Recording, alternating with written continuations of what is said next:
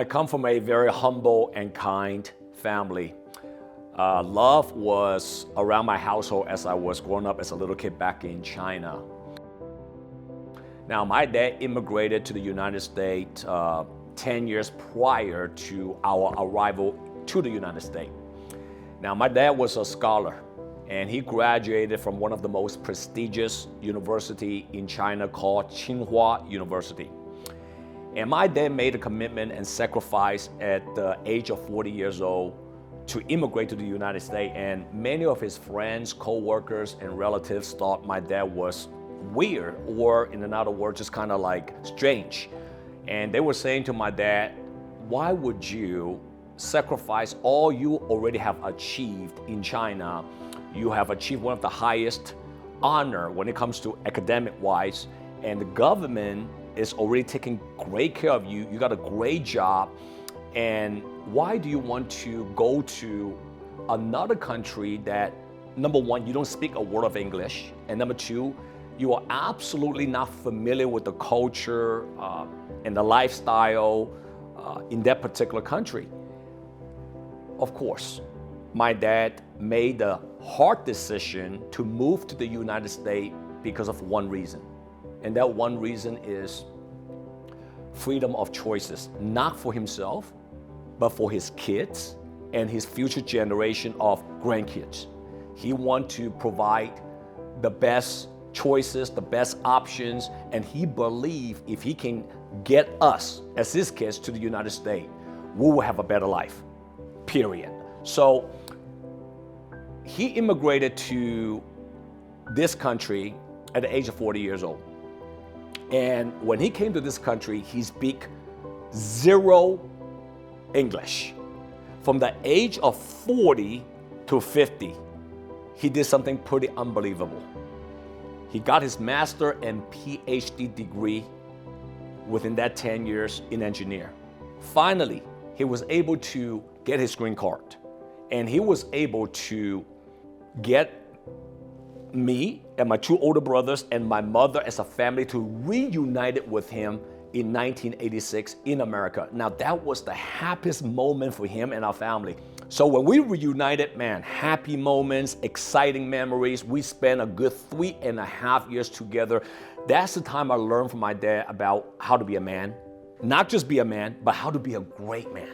I learned about the right value, the right principle, how to not quit when there are setbacks in life, and understanding about struggles will lead you to success one day, and being kind to people, and being generous to people, being honest to people, and not be afraid of the truth. I also learned from my dad, love is not by words. Love is by action. When I observed my dad in those 3.5 years, I realized one thing. My dad did not show love by words. He showed love by action because he sacrificed 10 golden years of his life to get us to this amazing country so that we have the freedom that most people don't have in this world. But here's the thing. Great time did not last. In 1989, my dad was diagnosed having 4-stage liver cancer. From the happiest moment, it turned to the darkest moment. And that was the time I finally understand and accepted one thing. And it's a hard thing for me to accept, is bad things do happen to good people. Bad things do happen to a great man like my dad. So the doctors had to send him to hospice. In less than 90 days, my dad passed away on October 16, 1989. Right before he passed away that night, the nurses, the doctors called all of us, the kids and my mother, to go to the hospital, and we were surrounding him before my dad passed away, and he knew he was going to leave that day, that night. And, he got a little bit of energy, and he looked at 3 of his sons, and here's what he said. He said, Dad is going to leave tonight, but before I leave, I want 3 of you brothers to remember 3 things. Number 1, always take care of your mother. Number two, three of you brothers are brothers in this life for a reason. You guys are going to go through challenges. You guys are going to go through a lot of bumps. You guys are going to go through a lot of arguments and disagreement. But it doesn't matter. At the end, three of you need to stick together because three of you are brothers. And then the last thing my dad shared with me, which impacted me big time in my entrepreneurial career. And he said, go out and make lots of money because money can make this world better. I took those three advices in my heart very, very, very seriously. And that was a very painful moment, went on for a long period of time. Now, great time didn't come back for a long time. Another very painful, memorable moments that I believe have shaped who I am today was right after my dad passed away. I literally witnessed from my own eyes that my mother had to ask relatives, friends, church people to try to come up with a lump sum of money to try to bury my dad. Because before my dad, was working, he was the breadwinner, and he didn't understand how important life insurance is because nobody educated him about life insurance. So he didn't buy any life insurance. And he was the breadwinner, but when he passed away, we not only suffer emotionally, but we suffer financially big time. So, when I witnessed my mom was like kind of asking, another word for asking is begging, borrowing money from people to try to put my dad in a good place. Man, that was a motivational time for me, but at the same time, extremely painful time for me. And that was the time that I realized one thing. I have to do something one day to make sure that my mother or anybody that I love would now have to go and ask people for money, to borrow money for anything. Going forward for the next 2 to 3 years, for me, I didn't do anything. Literally, I just stay at home. I didn't want to go out. I didn't want to make some new friends. I was just kind of depressed because I lost the best friend of my life, which was my dad. I had no direction. I was confused. I was sad. So one day, my mother went into my room after she worked, and she looked at me and said, "When is enough enough? Do you think your dad is happy right now in heaven looking at his own son, the current version? Or do you believe that your dad would love to see a version, a son, who's at least trying, who's going out there and doing some fun thing, making new friends, pursue a good career, get good grades in school, get a great education? Which one do you think your dad want to see right now?" And then my mom left the room. That was a very impactful little speech that my mom did for me. So I realized I had to snap out of it. And after that, I finally came out and tried to live my life to the fullest again. Not until I turned 20 years old, I bumped into an amazing life-changing opportunity for me. That was the age I had a friend invited me to a financial education seminar. I went there and listened to about 90 minutes about the financial service industry, life insurance industry. The information I got was very impactful because when I went to that financial service seminar, I had an instant connection because they was talking about why life insurance is the number one financial planning tool for any family in case someone passed away. So at the age of 20 years old, I joined the life insurance industry.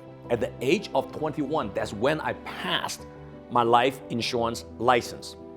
And my life finally is going in the right direction. And the next few years in the life insurance industry was extremely difficult. And that's what a lot of people don't understand.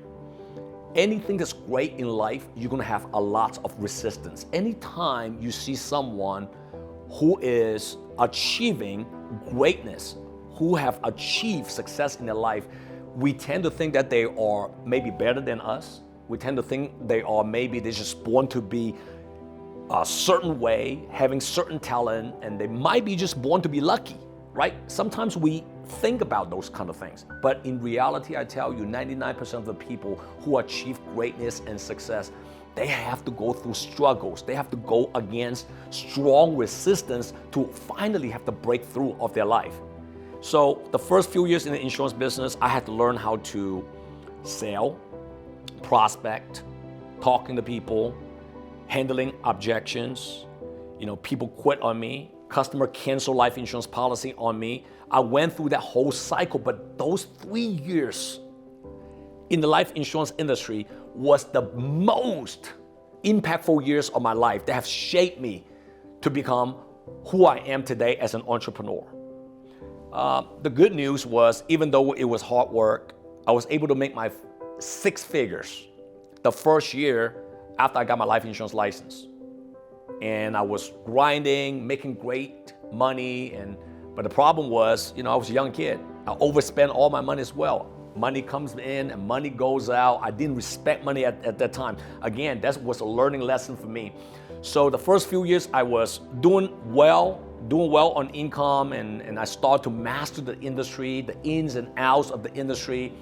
Not until I turned about 27, 28 years old, that's the time I learned one important skill, okay? And that skill is developing other leaders around you, okay? At the beginning, it was just me doing everything by myself, selling everything by myself, going out there by myself, one-man show. But then I realized one thing: successful people, they don't work by themselves. They build a team of good people around them, and then they can also scale their success in a bigger way. So at the age of 27 years old, that's another turning point of my life, is because I learned, I started to learn about how to work with people, how to developing leaders, how to handle conflicts among people, and I had to learn how to become a leader to lead other leaders. That's when I started to make big money. And fast forward until today, I've been in the industry for over 30 years already.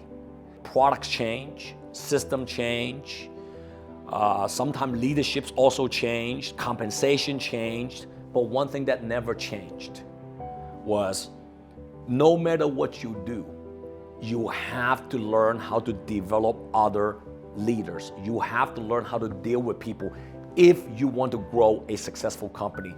So today I'm very blessed.